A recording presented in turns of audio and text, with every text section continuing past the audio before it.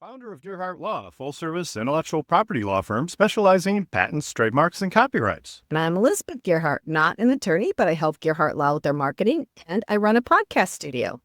Welcome to Passage to Profit, the road to entrepreneurship, where we talk with entrepreneurs and celebrities about their business ventures. And today, we have a very special guest, Rob Greenlee, an early inductee into the Podcaster Hall of Fame. He's been podcasting since streaming only referred to rivers. And Rob is an expert in the realm of artificial intelligence and media. And today, he'll be talking about how AI will impact you and the content you consume in the future. Yeah, absolutely. But before we get to our distinguished guest, it's time for your new business journey. 2 in 5 Americans are thinking about starting a business or are already business owners. And so we want to ask our panel, what was the biggest risk you took when starting your business and how did it pay off or not? So Rob, welcome to the show. Yeah, it's great to be here, Richard. Thanks. Tell us, what was the biggest risk you took? I would say back in 1999, walking into a radio station, which is kind of ironic here, to plunge forward and create a radio show about an emerging technology called the internet and the web. I just walked in, had no background in creating content or being on the radio, and just took that risk and went in and just surrounded myself with a bunch of fun people to create a show that was entertaining plus informative about the growth and development of the internet. So it was a big risk, and it changed my life. Well, it got me into the media business. I was a marketing executive prior to that, and was doing a lot of putting media out, right? Creating media that other people were creating. But I got into it myself as a host and started creating a nationally syndicated radio show and built it out, and it became a podcast about probably 4 or 5 years into the process. And that sparked a whole new career for me. And that was working and helping other people start a podcast and create online media back in 2005. So that was about a year after podcasting kicked off, and it was an up-and-coming area that nobody really knew much about. So it was one of those opportunities, kind of like AI is today.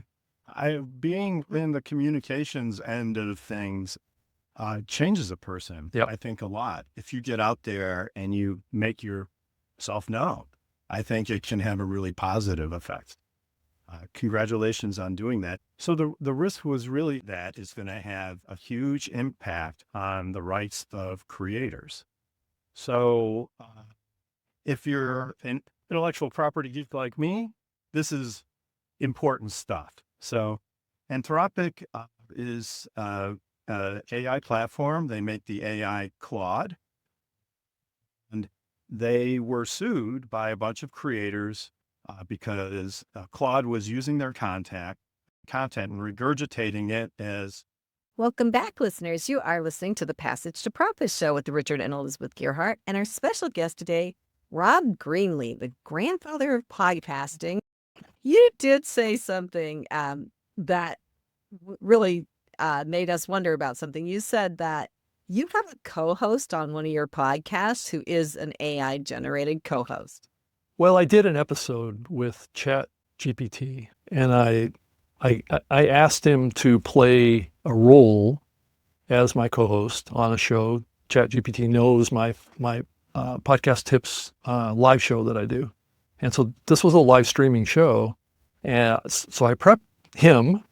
I plugged him into my mixer through my phone and just brought him into the conversation and introduced him. And he joined me in my conversation. I asked him questions like a host would ask a guest, and he answered the questions. So, what questions did you ask him? I'm curious. Well, the whole podcast is about podcasting. So it was all about what he thought that the future of podcasting was and the direction it was go and the impact that video was going to have and what he saw on the horizon for podcasting. And it gave me very, very succinct and very thoughtful answers, I thought. So it created an amazing dynamic in the conversation. Sometimes there can be a little bit of a delay in his answer, but I called him a guy. It could have been a girl. I could have and I'll probably do that. I'll probably have another conversation in one of my other shows with a woman who's from ChatGPT, but it's probably going to give me the same answers. It's just be in a different voice. So our ChatGPT suggested that we ask you this. Okay. The rise of AI voice, is that the end of the human host? No, I don't think so. It's going to have an increasing role. The AI voice is going to have, just like I've experienced, because it can create an interesting conversation. And the Google platform, the Notebook LLM platform, does have the ability to have two AI co-hosts do a show together. I did that. Right. I had it do a show about cats because I have a show about cats. I gave it like 3 sentences. Yep. It did a 10-minute podcast with a Yep. man and a woman Mhm. about cats and brought in stuff from all over the internet and stuff from my query. It was good. Though I Even introduced a few flaws. Oh, you Just to did? make it, Okay, yeah, is that like an Well, extra little toggle you have to Yeah. do to the setup? Yeah. Please include some flaws. Yeah. filler words. Ohms and ahs, please. Yes. Yeah, I think that's probably going to happen. Though I think the thing is different with audio. I'm not sure that the audio AI is going to have the same impact as video AI. I think the video AI is going to have a much bigger impact on society. The audio AI is going to play a supportive role or maybe a co-host role. Humans are going to, I think, dominate on the audio side, continue to dominate. So, Yeah. And why do you think that is? I just think that the inflection, the ability of humans to share unique stories that are not maybe contrived. I think AI can be a little bit too fluffy in its commentary. I think it's been programmed to be positive about everything and not come across as authentic and real with human-like emotions in the inflections and how the audio is presented. Where video can create almost like a fantasy experience that's almost like eye candy, right? And that's kind of a different experience. So yeah, I think the future of audio with humans is strong. Still good. Well, that's good. Yeah, good for us. I guess, when I think of it, sometimes part of the service that communicators provide to an audience, Yeah. showing people different slices of life from different people, Mhm. and that creates relatability. So this person Yeah. had this happen to them, and this is how they felt, and this is what came out of it. Right? You're telling Mhm. that story. And if it's coming from a person, then it's relatable because it's another person that experienced that. If it's coming from a computer, Yeah. it's just, it lacks the credibility and the authenticity, I think. Yeah, and I think AI also is very factual. I think AI is good as like a color commentator on a sports program, right? Where the host, just like what we're doing with this radio show, I'm sharing stories, I'm sharing kind of futuristic projections that are based on my own human experience. And that's what's different than what AI will present to you. So when I use AI, I usually use it to just deliver the facts, right? The research. So I would ask it, what research have you seen, and cite it in your comments that tells this story. It's very good at looking up data. And so if you use AI for what it's good for, and then play up the strengths of the human abilities in your content, then I think that's the good balance. I had one more point that I really wanted to bring up with you today, and I think you explained this beautifully last night. We're starting to hear the term agentic AI and AI agents. Mm-hmm. Can you please explain what those are for the normal person? Well, an agent in the AI realm is really, if you take this analogy of like a virtual assistant, right? That's where AI is going to take us next, is that they're going to string together functional processes that are run by AI bots of sorts, right? That can do like a workflow. They can actually accomplish something. It'll actually take this input, or it will go out and do research, pull that input in, and generate a report for you, or it will actually create a tangible action in the real world. So that's the path of this, is that the intelligence can gather all the information and then funnel it into, let's say, booking a trip to Europe, right? You can tell the AI to find the best flight at this price point in this date range and go ahead and book it. Here's my credit card number. And it'll go out and actually find the best deal. It'll find the best dates. It'll configure it based on your preferences and what you want to do, and maybe even book hotel rooms for you too. So that's kind of where this is going, is that it will actually do things for you in the real world. I love that. I mean, we're going out to Portland to visit our daughter, and I was racking my brains trying and using AI and everything, trying to find a really high quality hotel that didn't allow smoking anywhere on the grounds. Right. And you can't find that on TripAdvisor. It doesn't say whether hotels are non-smoking or not all the time. So I had to rely on AI for that. And I think I found one. I hope so. Right. Good eat sweet, by the way. But I miss me. oh yeah. Well, and the other use of this same technology is that kind of is a replacement for a human, right? So you're probably with this technology going to put some people out of work. Maybe, but I mean, most of that is automated now anyway. They're just making. That's true, and they're going to need to have people to manage these agents too, to some degree. So, I don't know that we're going to be 100% trusting of them. So Right. One more question before we have to end this segment. Do you think creators should be obligated to acknowledge that AI helped create part of their content? I don't know. I think that is a big question. I think each creator needs to answer that for themselves to some degree. And the audience has to step in and make a choice about this too. And I think that's probably what's going to happen. But, there's different levels of adding AI to your content creation process. And I'm not sure all those areas need to be disclosed. So, I think up to this point, it's really mostly being used in pre-production, post-production type of processes. There's not a lot of it being used in the actual production of content. So, but that is going to change. And when that changes, I think the big debate that needs to be had is there going to be labels that are going to be put on this kind of content? Kind of like, rating labels that have been around TV and film for many years. Well, when they first start marketing AI movies, they're going to be proud to put it on there because everybody's going to want to see the new. Well, everybody's going to be able to make an AI movie if they understand how to do it. It's not going to be expensive. It's going to be like, I think the current quote right now is to make a movie like a Hollywood blockbuster will cost you $17. So, yeah. So is that an opportunity or is that disruption? And it's probably both. It's an opportunity to create content that is compelling. We're already saturated with so much content. I don't know if I can handle this. That's a different argument, right? It's just so much. Anyway, we've got to move on to another AI topic. So, Rob, where do people find you to learn more about? Yeah, I think the best way to find me is at robgreenlee.com.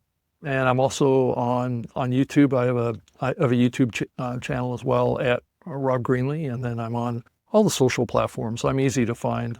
And I also have a podcast network called adorenetwork.com. So there's a bunch of my podcasts that are up there, audio and video podcasts. So well, great. Thanks so much for joining us. Yeah, thank you. Well, today's guest, Rob Greenlee, he's been podcasting since most of us knew the internet talked back. It is a true podcast pioneer, an early inductee of the Podcaster Hall of Fame. He's launched more shows than Netflix. And if there were a Mount Rushmore of legendary podcasters, Rob Greenlee would be right up there, probably with headphones on. Right. I'm sure that all came from ChatGPT too, right? Yeah. I love our ChatGPT. Yeah, it's awesome. Yeah. So anyway, but this is the way we really feel. Oh, yeah. Rob, why don't you, speaking of AI, we want to talk to you today about AI in the media. And so how is AI reshaping the future of media? Well, I think it's taking it in a bunch of different directions. It's making things more efficient.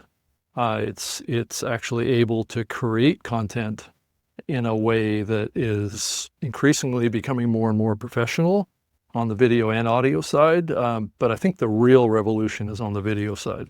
I think the audio side is still going to be an area that's going to be still strong with humans. But I think it is going to be as good as a human eventually. I think there's two different conversations. It's AI created audio, and then there's cloned AI supported audio, cloned of humans, and its ability to replicate what an actual human being would actually create is, I think, going to be a challenge for AI to actually do that. But that doesn't take away AI's ability to create audio that sounds great, professional sounding, but it's probably going to be lacking in flaws, right? Which is going to be its flaw, is that humans are going to be able to detect a lack of flaws or a lack of errors, right? That will really make it stand out. So when you've listened to AI voices, and I've actually had them on as co-hosts of my shows. yeah, we need to get to that. Yeah, right. But you've had AI and interacted with it. How do you feel knowing that it's not human? I'm not really that worried about it. I think at the end of the day, it's the value that it can bring and the information that it has access to. And I think that is the key thing that we all have to think about. Also with the video side, I think it's going to create things that humans would never create, right? So there's going to be fantasy, there's going to be all sorts of representations that are created in the AI generated video that will just be beyond our scope of our imagination. And I think that's where it's going to stand out. I think AI generated video is going to be huge. I think humans are going to consume it at scale. It's already starting to happen. And I think it's going to change the landscape. Now, humans need to focus on the aspects that make them human when they do video that can't be replicated by the AI. And I think that's what we need to start really honing in on, is how do we maximize our humanness in the content that we create as a kind of a way to come back from the increasing dominance of AI created content. Well, I agree 100%. So I help with marketing at Gerhardt Law, and I've told the attorneys numerous times, which it's going to probably punch me for saying it again. Not right this moment. Not right this moment. But when you're writing anything for blog posts or anything, you have to write stuff AI can't. So you have to relate stories, how you've interacted with your clients in a human to human way, because AI doesn't have clients. It doesn't have client stories. Mm-hmm. It can't say, my clients think this. So you have to really try to figure out what AI can't say that you can say. And I think that that's going to be important moving forward. Does it make a difference to you if it's coming from a human being versus a computer? Just that knowledge? I mean, I kind of get that for films, because that's like you have, that's maybe not, it's produced, right? And it's edited and it's scripted. So it's already kind of half fake. Yeah. Or all fake for that matter. But if you're having an interview or a discussion with somebody, if it's not from a human being, is there any credibility? Well, that's the hard part about it. It's really keyed on trust. Are we going to trust the information that AI is going to create for us? Does it have bias in it? Is it truth? Is it honest? Well, people can lie. And that's very... So can AI. Well, yeah, exactly. I mean, AI was trained on humans, so of course it's going to have that capability. And a lot of people think that eventually AI is going to have emotions too, and it could get offended. So there's aspects of this that we just don't know yet because it actually hasn't happened yet. But the impacts of this are going to be pretty profound. I mean, I saw this kind of back when I was doing my nationally syndicated radio show about the internet in the early years of the internet, about its potential impact on the world. And we talked about that on the show, wireless, and I think it's easy to just kind of look at it and say, it's never going to be that significant, or it's not going to have that big of an impact. And I look back on what I did with my radio show about the internet, and I think to myself, God, what kind of monster did I create? I mean, really, I mean, it's impacted all of our lives, but there's also a downside to all these technologies that we all have to be aware of. So it's not always a rosy picture, but there's opportunity that comes from it too. Well, I mean, for example, the introduction, your introduction today was written by. Yeah. Honestly, I did feel it. Yeah, that's And I okay. loved It's it. all right. It was No. hilarious. It was entertaining. Yeah, I've done a lot of work to train ChatGPT on who I am and what I represent. I upload transcripts to it. I give it all sorts of information about my views, because that's exactly what I want it to do, is that when people want to get more information on me, they're going to get an accurate picture. Can AI ever really compete with human storytelling? Because Yes, but it'll be different. It's going to be a compilation, not a unique 'Cause it can- story from a human perspective. so it kind of goes out there Yeah. and it collects data from a lot of Right. stories related to the one that you want to tell. Correct. And it mashes it all together and it comes up. Yeah. Is that even a real story? Doesn't have to be. I mean, I think AI has had a reputation for hallucinations. So I don't know if you have heard that as well, where it I have just, friends who have. right. I mean, but humans have hallucinations when they eat mushrooms. So, I mean, I think it's safe to say that AI is going to have that kind of experience as well at some point. It's not like AI is going to eat mushrooms, but it's going to learn from human experiences. But you never know. Who knows? Hey, please tell the story like you're on mushrooms. Right. Well, I'm sure you can do that today. Yeah. Oh, that's Yeah, so I do think it's gonna get harder and harder to tell between human generated content and AI generated content. And I don't know which people are going to prefer, to be honest with you. And I do think it might be important for people to have in-person gatherings. We were talking about this last night at the meetup, so that you know that it's real. Yeah. Correct. Well, live is like live streaming and things like that is another kind of confirmation of life. Right. So Tom, and I think that's going to be a term that's increasingly used, is that we're going to have technologies that will flag things as this is real, this is live, not AI generated. And so we'll have to see how this plays out. So would you rather see a doctor that's an AI doctor, but does a perfect job, analyzes you perfectly, or would you rather have a real doctor that is 95%? I've already been playing around with this, around trying to take all my blood markers, take all my scans, my CT scans, all my symptoms that I have about various things that are going on in my body, and I run it all through AI, and it creates a extensive report on my health. So it's well, maybe trust isn't the right question to ask. It's more like, well, does the output give me some value, right?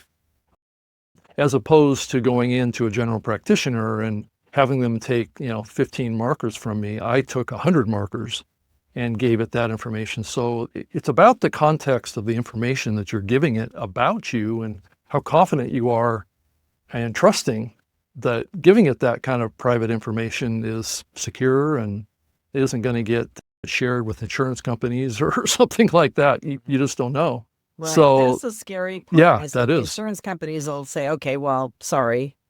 Do a lookup on the health history of, this and this Yeah. person, and it'll have a report because you've given it all that information. Well, personally, I mean, no offense to my doctors, I would much rather have an AI doctor.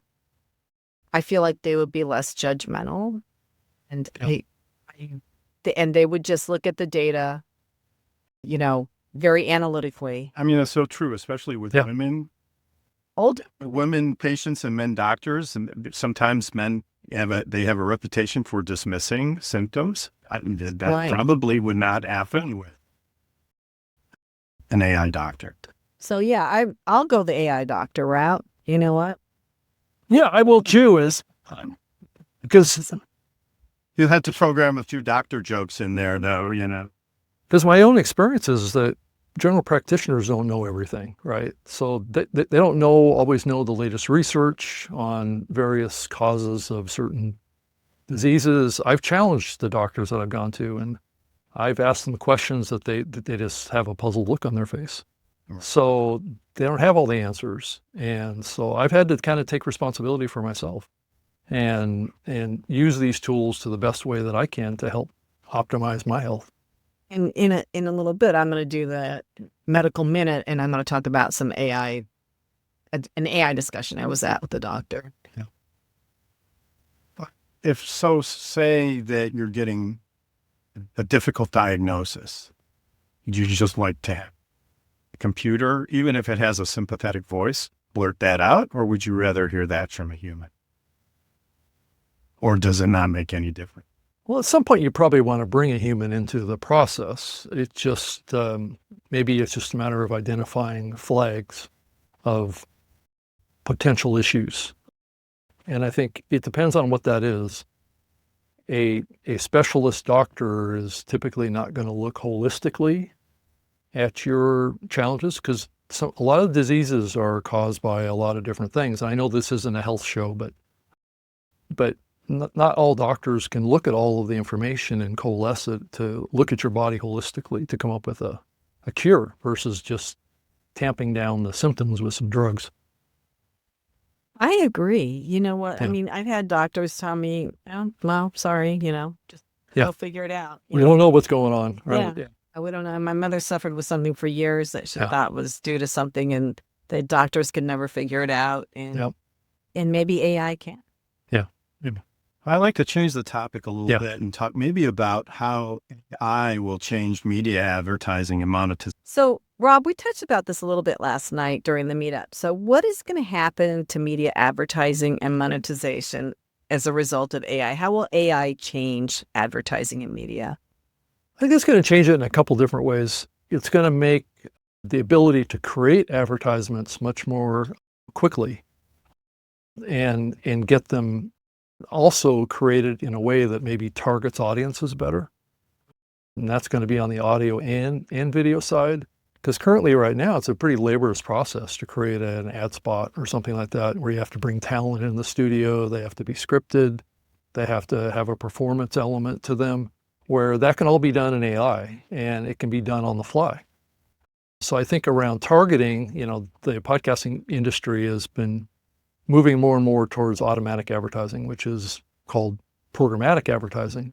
And so that's where there's an insertion point in your content, and the computer and the servers input those ads. But those ads have to be pre-recorded by a studio, by talent, all those kind of things before they can be injected, or the host reads that are pre-recorded. So AI is going to generate those ads, is the simplest explanation, and they're going to be done professionally. They're going to be done in the precise way that the brand wants them represented.